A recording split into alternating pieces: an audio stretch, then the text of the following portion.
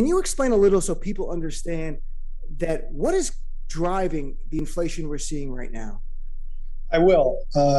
The first point I want to make, though, is that just in the way you teed it up, the president has been very clear on this point. He's calling this a top priority, and he knows firsthand how even a small increase, he's very sensitive to family budgets. This is something he talks to me about a lot.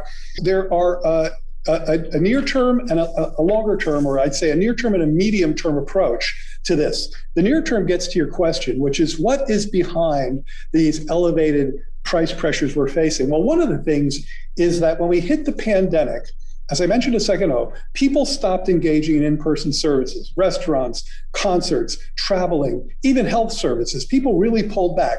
That means that their savings rates went up. They had some excess savings. And we also, very importantly, helped with relief for especially middle and lower income people to get to the other side of the crisis.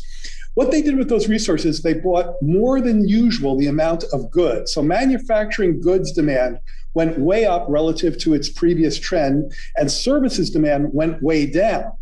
Now, while those manufacturing goods were demanded, you had COVID upon the land, and supply chains were starting to get snarled up.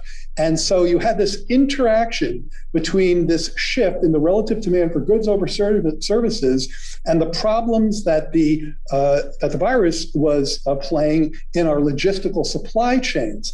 When it comes to building back better, when it comes to the infrastructure plan, these are measures, and this is as well understood as it needs to be, that will put downward pressure on inflation. That's not just me talking. You have economists like Larry Summers saying this, Mark Zandi from Moody's Economics saying this. We have 17 Nobel laureates signing a letter that says, and I'm going to quote here, that these bills will enhance the ability of more Americans to participate productively in the economy. It will ease longer-term inflationary pressure. So these plans, according to a wide spate of economists we've talked to, even those who've been critical of the inflation scenario, say that these plans will ease longer-term inflationary pressures, not boost them.